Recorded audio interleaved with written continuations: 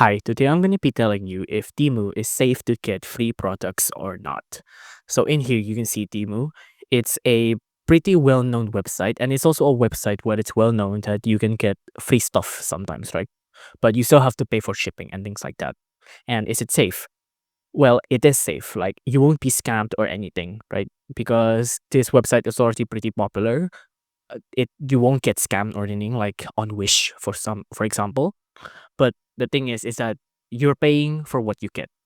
If it's really cheap, then the product that comes will be really cheap as well. As you can see here, there's a memory card, 64 gigabytes is only 24 yen, right? That's really, really cheap. Almost free, right? But if it's really cheap or it's free, there's a reason why it's really cheap or free, right? They won't be giving out expensive stuff for free or things like that.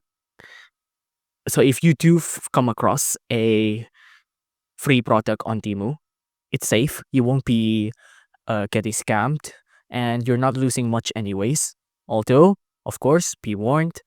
It won't be the highest quality item or it won't be the most expensive item. But if it's free, it's free.